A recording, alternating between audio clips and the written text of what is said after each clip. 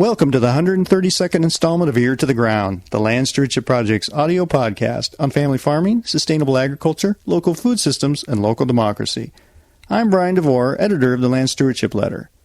Don and Grant Breitkreitz farm in a part of western Minnesota that can be extremely drought-prone. The light, sandy soil they farm near the Minnesota River can dry out quickly, making it difficult to make a decent crop every year or to even develop resilient, productive pastures. That was one of the reasons that 10 years ago the Breitkreitzes switched to a system where they rotated their cow-calf herd between several smaller pastures every few days, rather than keeping them on one big pasture all summer long. They were happy with this rotational system, which allowed their pastures to recover between grazings and distributed manure more evenly throughout their grassed acres. Forage production increased, overgrazing became less of a problem, and the animals were healthier. But 3 years ago, Grant and Don decided to take their rotational grazing system one step further when they switched to mob grazing, a system where pasture paddocks are exposed to more animals for shorter periods of time. In fact, mob grazers often double the stocking rate in their paddocks and will move the cattle as often as once a day. When used correctly, this short, intense activity can supercharge soil biology, greatly increasing a pasture's productivity and resilience. Indeed, the Breitkreitzes have been able to roughly double their cattle production on their operation during the past few years. The most pleasant surprise is that fields which formerly struggled to produce a decent corn or soybean crop because of the lightness of the soil are now home to a variety of healthy perennial forages that serve as a basis for a low-cost, profitable cattle herd. During a recent Land Stewardship Project Farm Beginnings Field Day at the Breitkreitzes operation, participants saw pastures that were incredibly verdant. Their cow-calf herd was obviously doing well in the grass, and on this particular spring day, grassland birds such as bobolinks were everywhere. It was clear the farm's grass production system was producing multiple benefits on a part of the landscape that is surrounded by monocrops of corn and soybeans. After the tour, I chatted with Don and Grant about what switching to this more intense grazing system has meant for their bottom line as well as the health of the land. Can you, for maybe the uninitiated, explain the difference between just the rotational grazing and the mob grazing? What are we talking about on a daily basis of how different it is?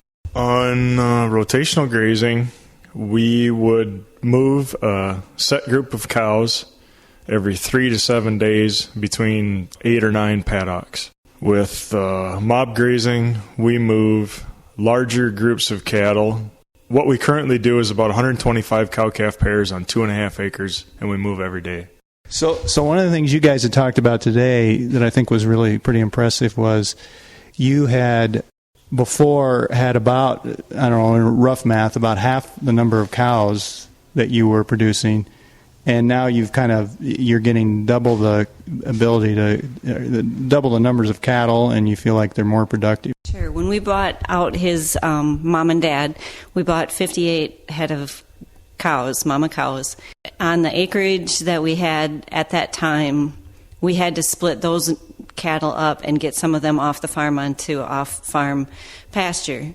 And now we're running, this past year we ran about 160 pairs, and of those 160 we ran 125 of them here on our home farm that we used to run 58 head on. And we left grass stockpiled in a drought year, and we're just figuring out how to do it more efficiently. We're watching the grass health, the soil health improve. We're able to graze crops, cover crops, and residue on the fields in the wintertime. The cows aren't in the yard in the wintertime. The herd health is much better. Just overall, it's a better atmosphere for the cattle to be in. And it sounds like I know you don't have it perfected yet, but it sounds like financially it's a much better situation that you feel like you're getting that, keeping more dollars in your pocket anyway. Absolutely. And then some people think that that's too much work to move the cows every day, but when you look at the bottom line and what our inputs are and what we have at the end of the year, it's so much more worth it than throwing those cows out there and say, see you later, this fall. We know what we're looking at. We're seeing those cows every day. We're interacting with them. They're used to us being with them, so that if we do have to work with them, they aren't crazy. They're calm.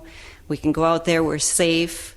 If we have problems, we know it right away, and we can bring the medicine to them if we have to, or we can bring them up in the yard and deal with them up here. So there is a big benefit into looking at those cattle every day. We know if there's problems instantly. We're watching, that's one of the things that we've been taught, is to watch what's going on with those cows on a daily basis.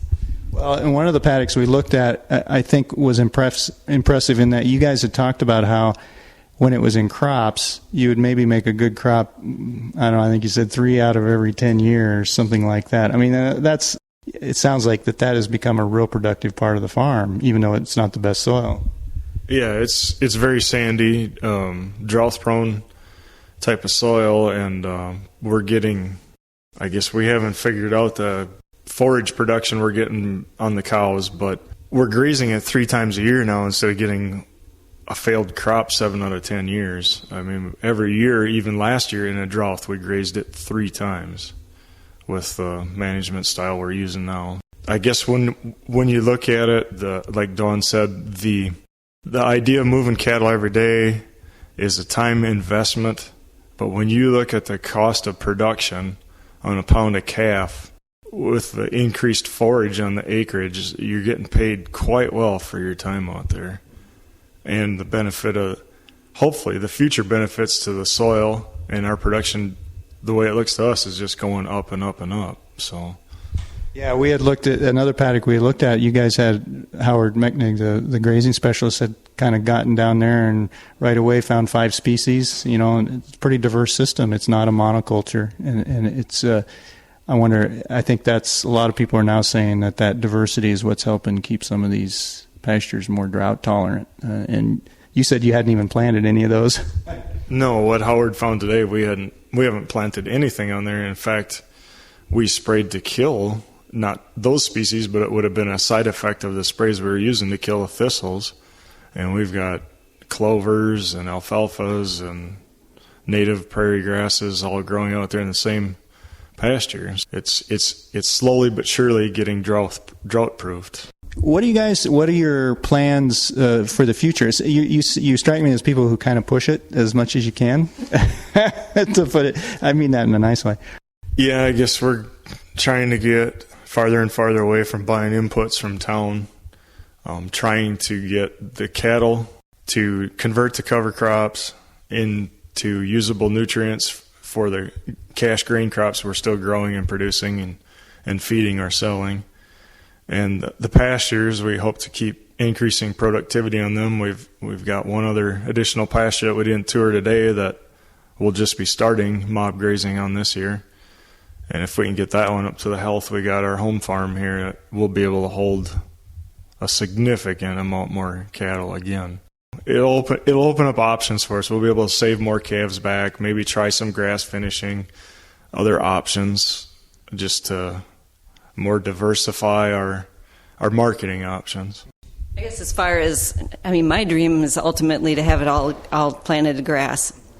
Barring that, I think as far as our cropping systems, we'd like to go to a no-till, situation. We have very light soils here, and so the more, organic matter we can leave here, the more water holding capacity that we're going to have. To have a really good balance of crops and grass, and that just opens up so many more avenues for us, because each year is different, because each weather system is different, and it just gives us more diversified capabilities. The whole idea of this is it's supposed to be fun and profitable, so that's what we're trying to do, is make it fun and profitable. You guys, I had mentioned this cooperative farming agreement you have with the DNR land next door. And I thought that was really interesting that you had talked about how the DNR guy that you're working with said, this is really, I really like what you're doing here, that this is a good system for, and we saw bobolinks out in your fields. I mean, it's obvious, but you guys had talked about you've seen birds. You're right here near the Minnesota River. And there's a big issue of contaminants going in there, but it's obvious that you guys are kind of having a positive impact here. What we've done with the DNR on this cooperative farming agreement is they had a set guideline that covers the whole state as to how it's supposed to be grazed. The wildlife management officer that takes care of our area has seen what we're doing with our own pastures and just said, do that with our land. So we did that. Being this is 680 acres wildlife management area, there's a lot of hunters down there for deer hunting. We intentionally grazed it 6 weeks prior to deer hunting. One of the first years we had it, we had hunters stopping in the yard saying, "Don't know what you did down there, but it was great. That's where we shot all the deer." So the wildlife come, the birds, we see birds all the time. 2 years ago, we had bird watchers all the way up here from Nebraska watching birds moving with our cattle that aren't supposed to be in Minnesota. I don't remember the name of them, but and the deer, this year there was up to 19 deer on our property. We haven't had deer winter on our property for years, but it's a combination of the cover crops, the grazing, having the right grasses left out there. It's good for the entire environment instead of just what we're trying to produce. Just when we wintered the cows and we fed them out there, we weren't only feeding the cows. We were feeding turkeys, pheasants, grouse, deer, cows. What else was out there? Coyotes later on, kind of looking, picking through everything or looking for weaklings out there. It's kind of like one of those things where if you build it, they will come, and they're here. We watch the deer go every night on a schedule across one field, and then they go to another field and graze on our triticale and the clover. So we've made an environment where everything wants to be here, and it's not detrimental to any other species, and we see that as a definite positive.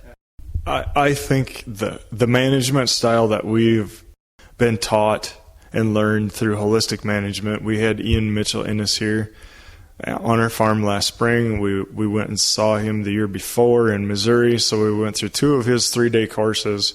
When you're managing for maximum grass production and multi-species, everything else just comes with it. You eliminate the inputs, and yet you're growing a better product for anything and everything that can eat it or live in it.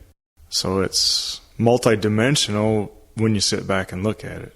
Instead of the way we were doing it, all we were worried about was production agriculture, and all we were doing is writing checks to the input suppliers. Well, when we've got this figured out now, we've learned there's a different way. The ground will produce on its own through the use of the livestock.